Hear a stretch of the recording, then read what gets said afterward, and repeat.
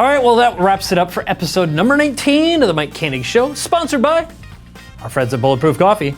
So, just to get things going here, I get asked all the time about building audiences and increasing customers so you can increase sales, and also making sure that you're creating marketing materials that get people inspired enough to buy what it is you are selling, or if you're doing this for other people, how are you going to do that? Well, what Joel has done very, very effectively, in my opinion, is he's really figured out how to create an engaging conversation.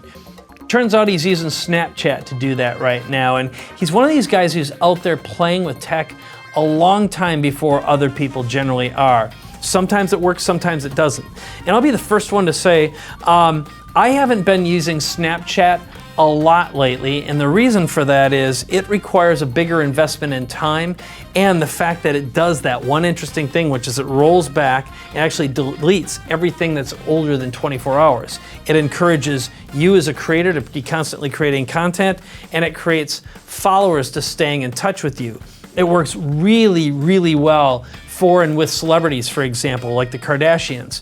Also, my friend Ty Lopez uses it to create essentially an ongoing show about himself. I think if you had a business where you've got customers who consume content or consume products on a regular basis, or you're flying around going to really, really interesting places on a regular basis, like Gary Vaynerchuk, for example, he uses it, he's absolutely in love with it. It's a great way to essentially create little 10-second diary pages. And for that, I think it's awesome. But for you, you might decide, hey, look, it's gonna make a lot more sense to plan out some content. Maybe you're someone who needs a little more ritual, maybe more of a script. Well, then a podcast, for example, would be a little bit better for you, or some sort of a webcast or a webinar where you've got some time to plan, you're talking to a business audience that needs to be scheduled. Well, that's the kind of thing that you've got to think through and think about.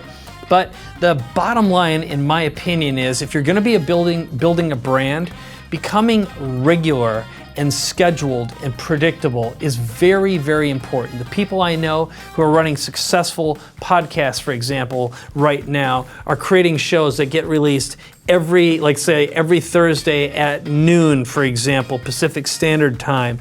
Everyone knows that they've got an episode they can wait for. That way, if they want to maybe plan their lives around your content, they can do that and know they're gonna get predictable results. It's the unpredictable part that loses an audience very, very quickly. That again is from a branded, scheduled content perspective.